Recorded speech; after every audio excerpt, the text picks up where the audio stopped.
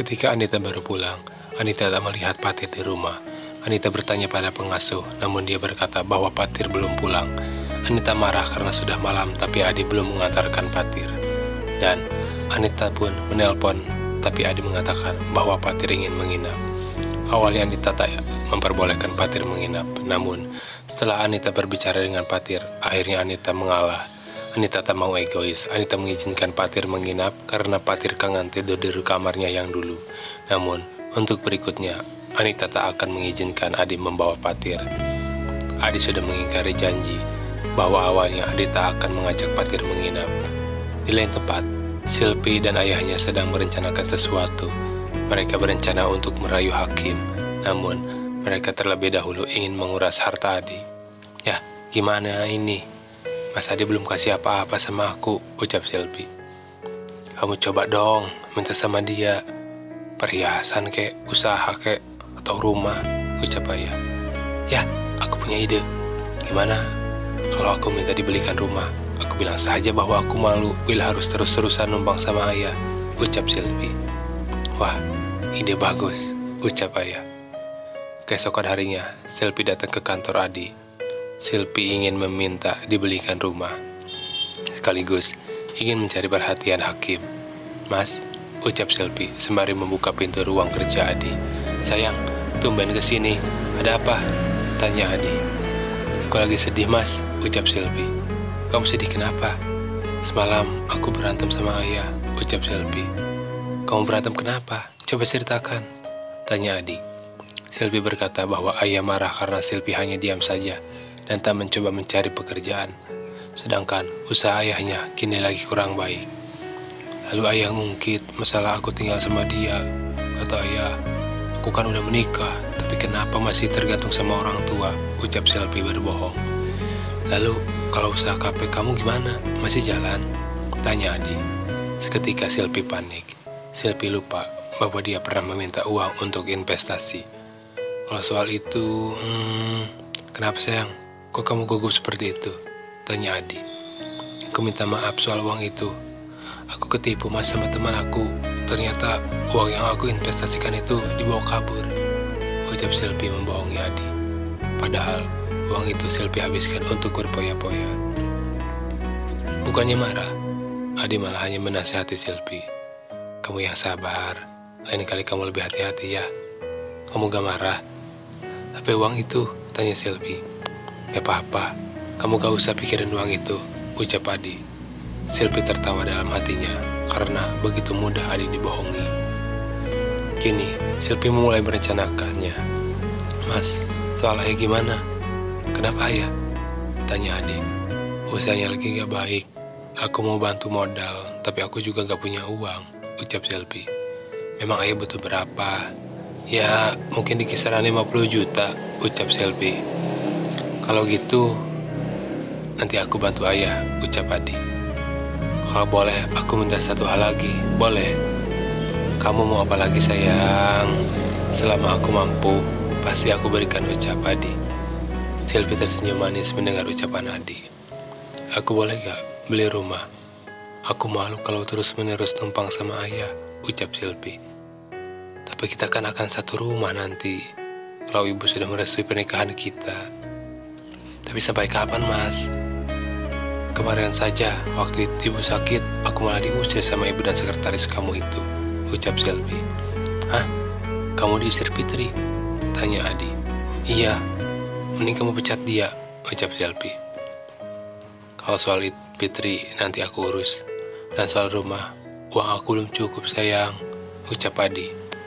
"Rumah kecil juga gak apa-apa Mas, yang penting aku gak numpang sama ayah," ucap Silpi terus bersandiwara. Padahal rumah itu adalah rumah yang diberi Mike saat mereka masih bersama. Karena Silpi terus-menerus memaksa Adi, terpaksa Adi menurutinya.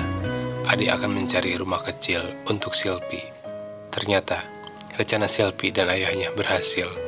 Sesaat kemudian Silpi pun pulang. Namun ketika Silpi keluar ruangan Adi, ia bertemu dengan Hakim. Silpi menatap Hakim dengan tatapan menggoda. Sedikit senyuman manis di bibirnya. "Selamat siang Pak Hakim," ucap Silpi sambil menggoda.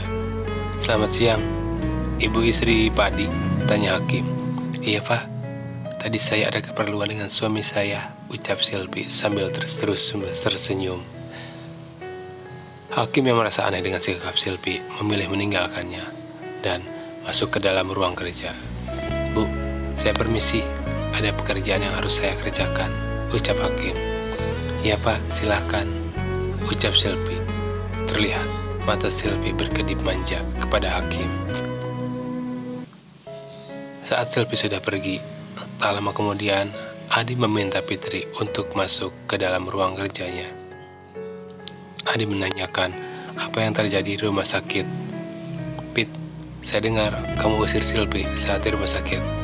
Apa maksud kamu? Tanya Adi sedikit marah.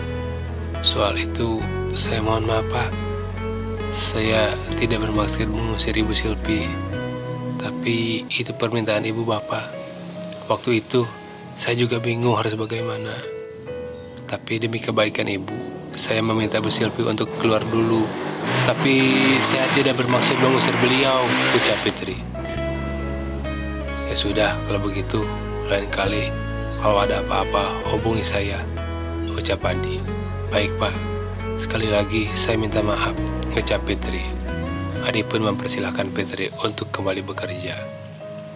Di lain tempat, Silpi yang baru sampai di rumah langsung memberitahu ayahnya bahwa rencana mereka berhasil. Kini, ayahnya akan dapat uang dari Adi, dan Silpi akan membeli rumah baru. Wah, ini baru namanya hoki, Pit, ucap ayah. Oh ya, soal bos Adi itu bagaimana? Tanya ayah Silpi. Aku tadi ketemu dia, aku coba cari-cari perhatian. Sepertinya aku bisa menggoda dia ya, ucap Silpi. Bagus, kamu harus terus bergerak cepat. Bila perlu, dua-duanya kamu sikat, ucap ayah. Sungguh ayah yang tak punya moral. Dia tega memanfaatkan anaknya sendiri, tak peduli jika anaknya harus berhubungan dengan banyak lelaki. Yang penting, dia bisa senang dan banyak uang. Waktu pun berlalu. Uang dari Adi pun sudah ditransfer ke rekening ayah Silpi. Ayah Silpi pun pergi ke bank untuk mengambil uang dari Adi. Sial, saat ayah keluar dari bank, tiba-tiba ada dua orang menerai sepeda motor mendekati ayah Silpi dan mereka mengambil tas yang berisi uang. Ayah berteriak dan coba mengejar mereka. Pencuri itu menderai sepeda motornya dengan kecepatan tinggi. Ayah Silpi di belakang membuntutinya. Naas, saat mereka melewati perempatan, ayah Silpi berpapasan dengan sebuah truk. Ayah yang kaget membelokkan motor menghindari truk, tapi motornya malah menabrak trotoar. Ayah terlempar dari atas motor, tubuhnya tergeletak di pinggir jalan. Seketika, warga yang melihat kejadian itu menolongnya. Namun, ayah Silpi tak sadarkan diri. Lalu warga membawanya ke rumah sakit. Silpi yang sedang menunggu ayah di rumah, ditelepon oleh pihak rumah sakit. Halo, apa betul ini dengan Ibu Silpi? Ucap petugas rumah sakit. Iya, ini dengan siapa? Tanya Silpi. Kami dari Rumah Sakit Medika mau mengabarkan bahwa Bapak Ibu sekarang berada di Rumah Sakit Medika. Tadi beliau mengalami kecelakaan, ucap petugas rumah sakit. Seketika Silpi syok. Silpi menangis meratapi nasib ayahnya. Silpi pun bergegas pergi ke rumah sakit. Di perjalanan, Silpi menelpon Adi dan memberitahu Adi bahwa ayahnya kecelakaan. Adi pun langsung pergi ke rumah sakit. Sesampainya Silpi di rumah sakit, ternyata ayah sudah sadarkan diri, dan Silpi pun bertanya kronologinya. Ayah kok bisa kayak gini? Tanya Silpi. Ayah pun menceritakan kejadiannya bahwa uangnya sudah dicuri dan ayah kecelakaan saat dirinya mengejar pencuri itu. Silpi yang tadinya khawatir, kini berubah menjadi marah karena uang dari adik sudah hilang. Dia pun tidak bisa berpoya-poya. Tidak lama kemudian, Adi pun datang dan bertanya. Namun kali ini Silpi yang menjelaskannya kepada Adi. Adi tak marah karena uangnya hilang. Malah Adi bersyukur ayah tidak luka serius.